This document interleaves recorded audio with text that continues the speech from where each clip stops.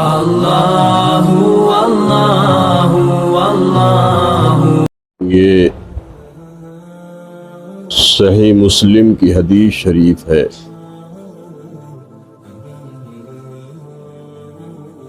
اس میں اللہ رب العالمین نے اپنے محبوب حضرت محمد الرسول اللہ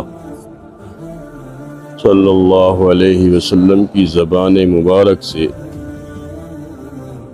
یہ فرمان جاری کرایا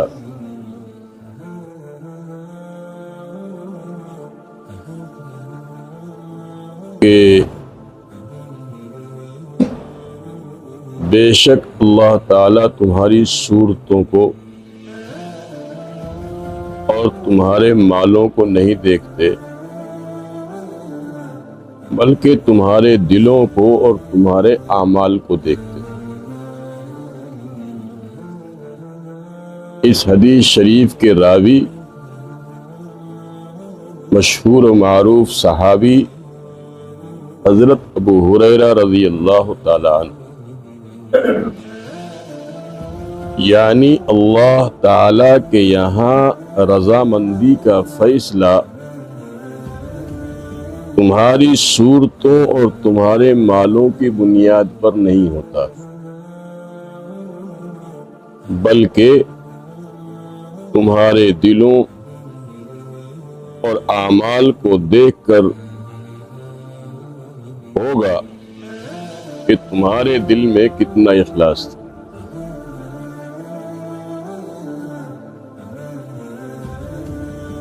ہم صبح سے شام تک اور شام سے صبح تک 24 گھنٹے اعمال میں لگے رہیں، خوب اللہ کی عبادت کریں،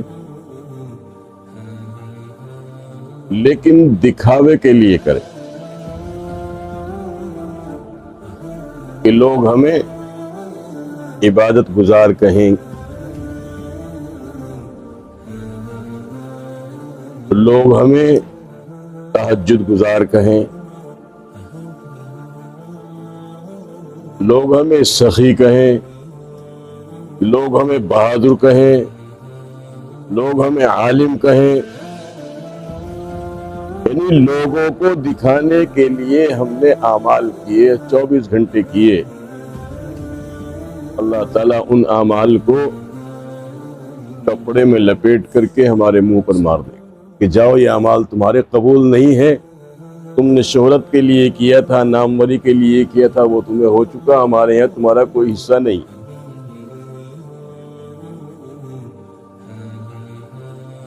اعمال کس چیز کے لیے کرنا ہے؟ اعمال کرنا ہے صرف اللہ کی رضا کے لیے۔ اگر ہم ایک کھجور بھی کسی کو کھلاتے ہیں تو اس میں صرف اللہ کی رضا، ایک گھونٹ پانی اگر کسی کو پلاتے ہیں اس میں صرف اللہ کی رضا، جس کو کھلاتے ہیں اس پر کوئی احسان نہ۔ اللہ تعالیٰ کے یہاں اتنا بڑا خزانہ ہے کہ ہماری آنکھیں یا ہماری عقل وہاں تک پہنچ نہیں سکتی، وہ بہت عطا فرمانے والا۔ بخاری شریف کی حدیث ہے اور راوی ہیں حضرت ابن عباس رضی اللہ تعالی عنہما۔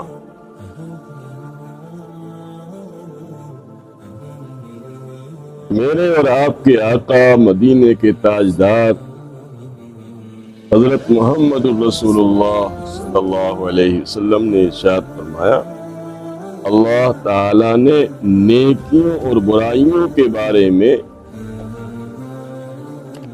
ایک فیصلہ فرشتوں کو لکھوا دیا اور اس کی تفصیل یوں بیان فرمائی کہ جو شخص نیکی کا ارادہ کرے اور پھر کسی وجہ سے نیکی نہ کر سکے، بات سمجھ میں آئی؟ کوئی شخص نیکی کا ارادہ کرے اور پھر کسی وجہ سے اس نیکی کو نہیں کر پایا، اللہ تعالیٰ کی عطا دیکھیے کہ اللہ تعالیٰ اس کے لیے پوری ایک نیکی لکھ دیتے ہیں، حالانکہ وہ کر نہیں پایا تھا، ارادہ کیا تھا، نیت۔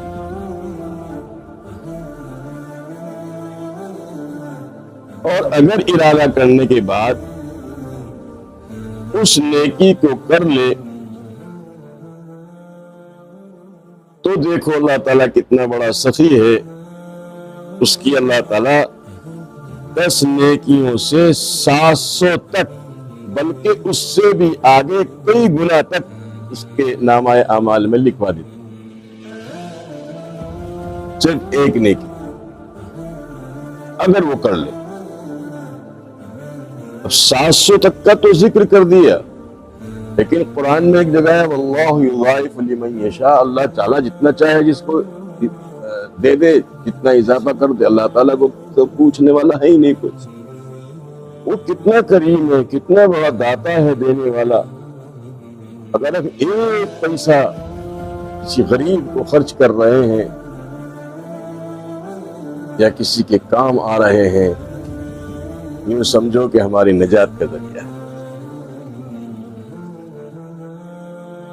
پھر اسی طریقے سے کسی شخص نے برائی کا ارادہ کیا اور پھر اس کے کرنے سے رک جائے، یعنی ایک شخص نے برائی کا ارادہ کیا لیکن اس کے کرنے سے وہ رک گیا، تو اللہ تعالیٰ اس کے لیے پوری ایک نیکی لکھ دیتے۔ کیوں؟ اس لیے کہ یہ برائی سے رکا، گناہ کرنے سے رک گیا۔ اور اگر ارادہ کرنے کے بعد اس نے وہ گناہ کر لیا تو اللہ تعالیٰ اس کے لیے ایک ہی گناہ لکھتے۔ یہ حدیث شریف بخاری شریف میں ہے، میرے اور آپ کے آقا حضرت محمد الرسول اللہ صلی اللہ علیہ وسلم کی زبان مبارک سے نکلے ہوئے الفاظ ہیں، اس میں کوئی شک و شبہ والی بات ہو ہی نہیں سکتی۔ جو شک و شبہ کرے وہ مسلمان و مومن ہو ہی نہیں سکتا۔ پھر اسی طریقے سے اللہ تعالیٰ کی عطایا ہیں۔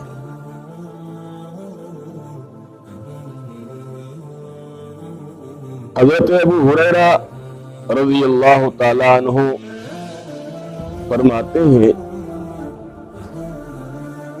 کہ حضرت رسول اکرم صلی اللہ علیہ وسلم نے ارشاد فرمایا،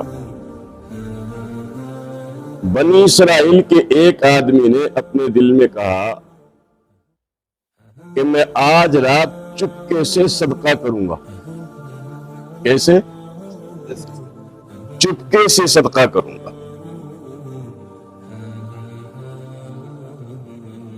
چنانچہ رات کو چپکے سے صدقہ لے کر نکلا اور بے خبری میں اس کو خبر نہیں کہ ایک چور کے ہاتھ میں اس نے دے دیا۔ مال کہیں کا تھا؟ صدقے کا۔ صبح کو لوگوں میں چرچا ہوا کہ رات چور کو صدقہ دیا گیا ہے۔ دنیا والے تو کئی زاویے سے دیکھتے ہیں نا، کوئی مذاق بناتا ہے، کوئی افسوس کرتا ہے، کوئی کچھ کہتا ہے، کوئی کچھ کہتا ہے۔ تو کہا گیا کہ وہ رات چور کو صدقہ دیا گیا ہے۔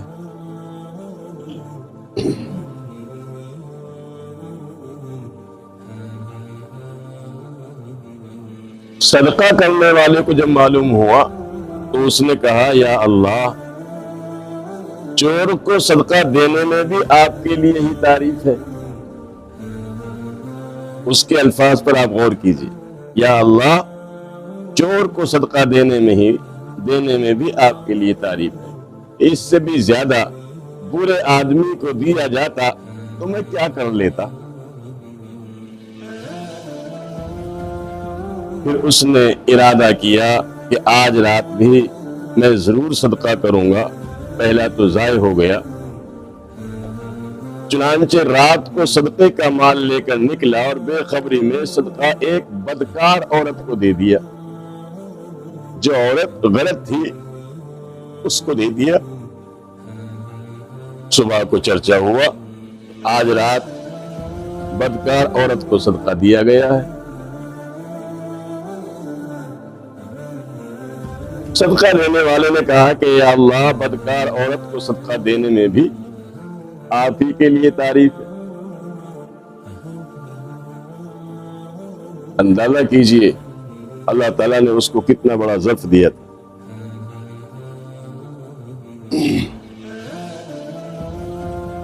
اور کہنے لگا کہ یا اللہ، میرا مال تو اس قابل بھی نہ تھا جہاں میرا صدقہ گیا۔ عاجزی اور تواضع دیکھو۔ چنانچہ رات کو تیسری مرتبہ پھر وہ صدقہ لے کر نکلا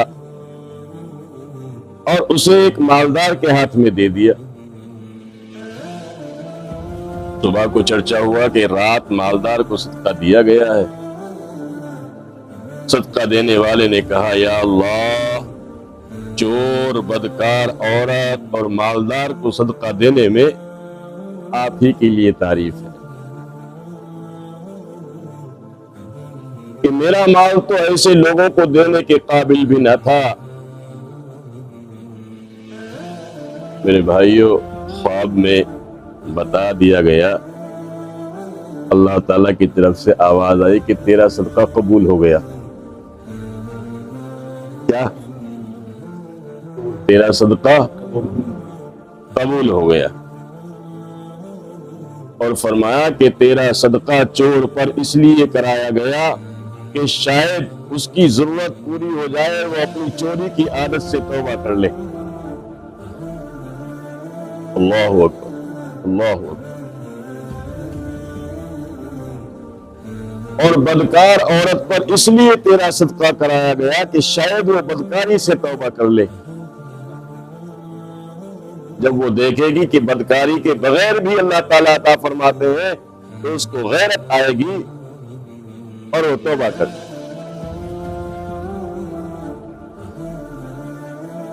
اور مالدار پر اس لیے صدقہ کرایا گیا تاکہ اسے عبرت حاصل ہو کہ اللہ تعالیٰ کے بندے کس طرح چھپ کر صدقہ کرتے ہیں۔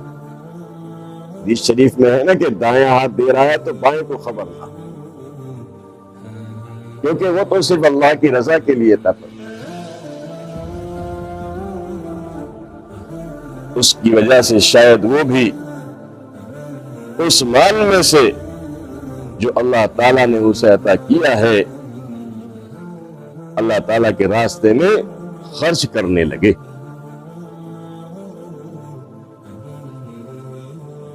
میرے بھائیوں، اس حکایت سے اور اس حدیث شریف سے ہمیں یہ سبق ملتا ہے کہ اس شخص کے اخلاص کی وجہ سے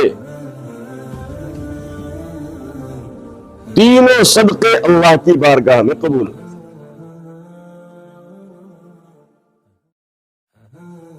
اس نے دکھاوے کے لیے نہیں کیا، جو نیکی کی تھی صرف اللہ کی رضا کے لیے۔